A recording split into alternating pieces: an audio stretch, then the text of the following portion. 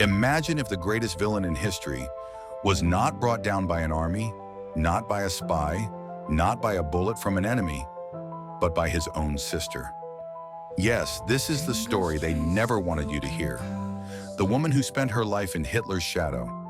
The sister who watched her brother turn from a struggling artist into a ruthless dictator. And the moment she realized, only she could stop him. Who was Hitler's sister? Hitler had a real half-sister named Angela Hitler, and a half-brother too. But in this fictional retelling, we rename her Anna and build a dramatic story around her. They say evil runs alone. But what if the man who started the deadliest war in history was not as untouchable as we think? What if the person who stopped him was not a soldier or spy, but a woman, his own sister? This is the story they never wanted you to hear. The story erased from books and buried under rubble. A story about a forgotten woman who saw the darkness in her brother long before the world did. And the moment she decided to stop him, her name was Anna, the only person who ever called Adolf Hitler by his childhood name. Adi, before the war, before the terror, before the millions of lives lost, there was just a family living in the quiet shadows of Austria. Anna was older than Adolf. She helped raise him, protected him from bullies, and even believed in his dream to become an artist. She never imagined the soft-spoken boy who once painted trees and skies would become the man behind gas chambers and warplanes. As Adolf grew obsessed with politics, Anna watched silently. She saw him rise, saw the crowd scream his name, but deep inside she saw something else. A fire in his eyes, a hunger, a darkness that only a sister could sense. When Hitler became the leader of Germany, Anna was given a house, a car, even security. She was now part of the elite family of the Reich, but none of that mattered to her, because what she saw from the inside was worse than the world knew. One night in the winter of 1942, Anna overheard a conversation between SS officers at a party. They talked about trains, not passenger trains, but death trains and camps and children. Thousands of them. She could not sleep for days. She started asking questions, quietly, carefully, because one wrong word could cost her life. And then one day she saw a letter from a Jewish woman hidden in the coat of a soldier who had come from Poland. It said, "Please tell the world what they are doing to us. We are not animals, we are humans, we are dying." Anna broke that day, not with tears, but with rage. From that moment, she made a secret decision. If no one could stop her brother, then she would. Anna began her mission with silence. She did not argue, she did not protest. She watched, she listened, and she learned.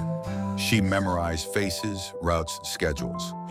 She saw which guards were loyal, which ones were cruel, and which ones could be fooled. While Hitler gave speeches to thousands, Anna sat alone at night, writing names, dates, plans. She knew it was dangerous, but she also knew something else. The world outside was running out of time. In the summer of 1943, Anna made her first move. A quiet message slipped into a soldier's pocket. A coded letter handed to a French maid one by one. She helped 2 families escape from Berlin. She never saw them again, but deep in her heart, she prayed they made it. She was no longer just a sister. She had become something else, a quiet enemy of the Reich. But it could not last forever. One morning, a man in a black coat arrived at her door. He said nothing, only stared, and left a sealed envelope with no name. Inside was a photo. It showed the train station, the same one she had helped people flee from. The message was clear. They knew from that day Anna lived in fear. Every knock on the door felt like the last. Every shadow behind her felt like a soldier.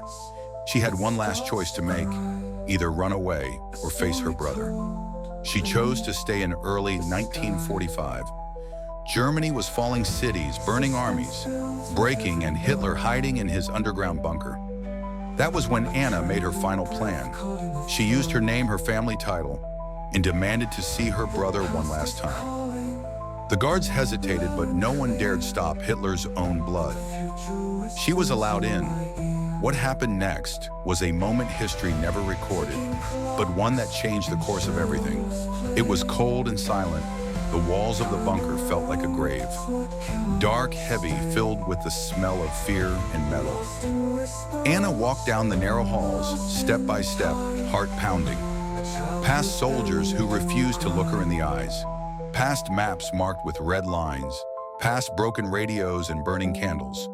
At the end of the corridor, behind a steel door, he waited, her brother Addy.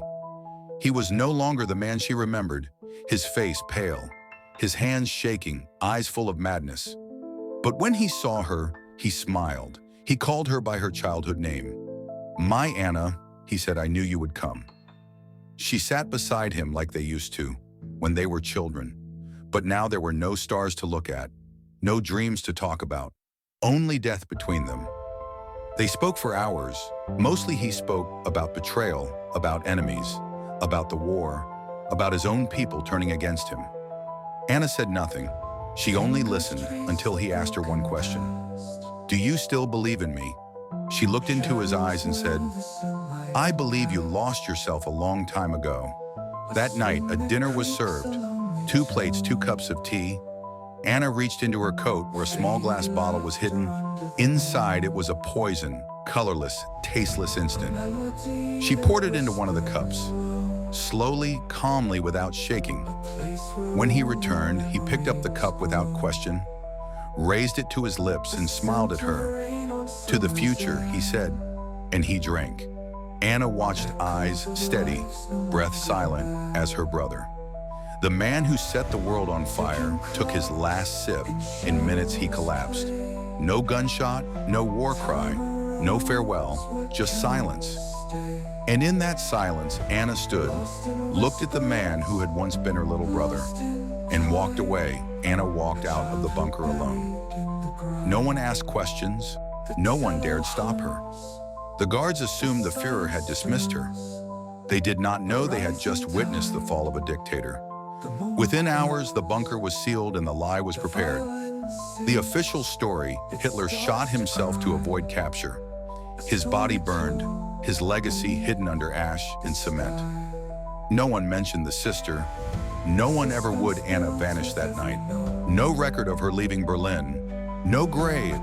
No photograph. Nothing. Some say she fled to the mountains. Some believe she crossed into Switzerland under a false name. Others think she stayed in Berlin, living in silence, watching the world she saved rebuild itself. But the truth, the real truth, lived only in her memory. She never spoke of what she did, never claimed credit, never told her story, because for her, it was not about revenge. It was about responsibility. She once loved her brother. She raised him, protected him, believed in him. But when the world needed someone to stop him, she did not for fame, not for power, but because no one else would. This is not the story told in history books. This is not the tale found in school lessons, but maybe it should be. Because sometimes the quietest people, the ones hidden behind giants, are the ones who make the loudest difference. And sometimes the person who ends a war is not a general, not a hero, not a nation, but a sister with a broken heart, and the courage to do what the world could not. They said Hitler died by his own hand. But what if history was rewritten? Not by war, but by the courage of a sister who chose to do what the world couldn't? This is the story of Anna Hitler, the woman who ended a war before it ended us.